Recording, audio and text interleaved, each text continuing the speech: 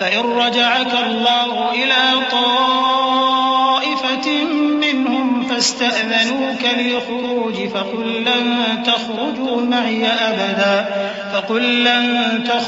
معي أبدا ولن تقاتلوا معي عدوا إنكم رضيتم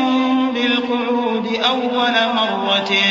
فاقعدوا مع الخالفين ولا تصل على أحد منهم مات أبدا ولا تقم على قبره إنهم كفروا بالله ورسوله وماتوا وهم فاسقون۔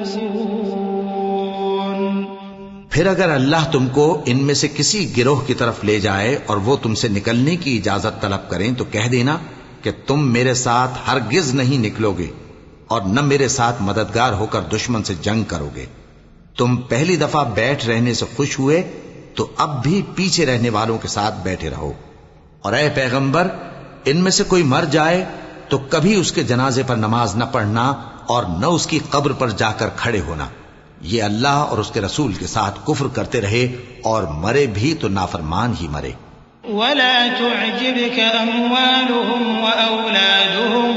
إنما يريد الله أن يعذبهم بها في الدنيا وتزهق أنفسهم وهم كافرون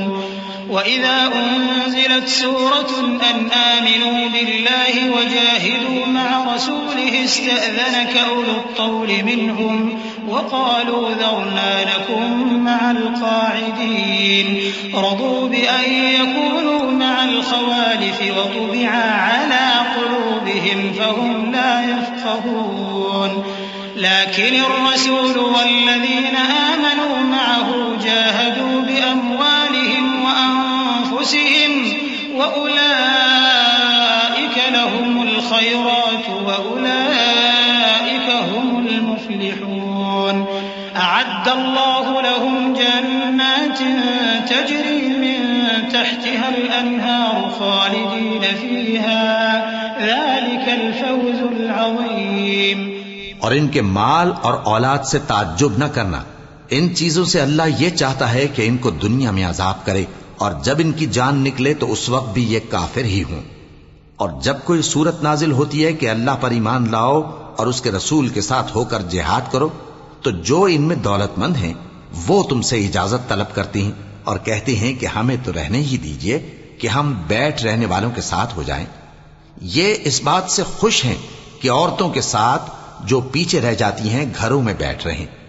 ان کے دلوں پر مہر لگا دی گئی ہے سو یہ سمجھتے ہی نہیں۔ لیکن پیغمبر اور جو لوگ ان کے ساتھ ایمان لائے سب اپنے مال اور جان سے لڑے، انہی لوگوں کے لیے بھلائیاں ہیں اور یہی مراد پانے والے ہیں۔ اللہ نے ان کے لیے باغات تیار کر رکھے ہیں جن کے نیچے نہریں بہ رہی ہیں، ہمیشہ ان میں رہیں گے، یہی بڑی کامیابی ہے۔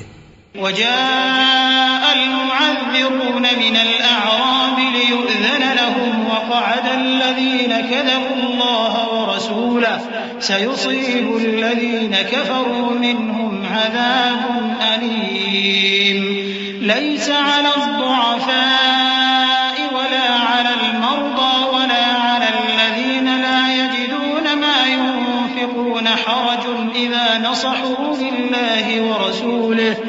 ما على المحسنين من سبيل والله غفور رحيم۔ اور صحرا نشینوں میں سے بھی کچھ لوگ عذر کرتے ہوئے تمہارے پاس آئے کہ ان کو بھی اجازت دی جائے، اور جنہوں نے اللہ اور اس کے رسول سے جھوٹ بولا وہ گھر میں بیٹھ رہے۔ سو جو لوگ ان میں سے کافر ہوئے ہیں ان کو دکھ دینے والا عذاب پہنچے گا۔ نہ تو ضعیفوں پر کچھ گناہ ہے اور نہ بیماروں پر اور نہ ان پر جن کے پاس خرچ موجود نہیں کہ شریک جہاد ہوں، یعنی جب کہ اللہ اور اس کے رسول سے مخلص ہوں، نیکوکاروں پر کسی طرح کا الزام نہیں ہے، اور اللہ بخشنے والا ہے، مہربان ہے۔ ولا على الذين إذا ما أتوك لتحملهم قلت لا أجد ما أحملكم عليه تولوا وأعينهم تفيض من الدمع حزنا ألا يجدوا ما ينفقون إنما السبيل على الذين يستأذنونك وهم أغنياء رضوا بأن يكونوا مع الخوالف وطبع الله على قلوبهم فهم لا يعلمون. اور نہ ان بے سر و سامان لوگوں پر الزام ہے کہ جو تمہارے پاس آئے کہ ان کو سواری دو، اور تم نے کہا کہ میرے پاس کوئی ایسی چیز نہیں جس پر تم کو سوار کروں، تو وہ لوٹ گئے اور اس غم سے کہ ان کے پاس خرچ موجود نہ تھا ان کی آنکھوں سے آنسو بہ رہے تھے. الزام تو ان لوگوں پر ہے جو دولت مند ہیں اور پھر تم سے اجازت طلب کرتے ہیں، یعنی اس بات سے خوش ہیں کہ عورتوں کے ساتھ جو پیچھے رہ جاتی ہیں گھروں میں بیٹھ رہے ہیں. اللہ نے ان کے دلوں پر مہر کر دی ہے، پس وہ سمجھتے ہی نہیں. يعتذرون إليكم إذا رجعتم إليهم قل لا تعتذروا لن نؤمن لكم قد نبأنا الله من أخباركم وسيرى الله عملكم ورسوله ثم تردون إلى عالم الغيب والشهادة فينبئكم بما كنتم تعملون.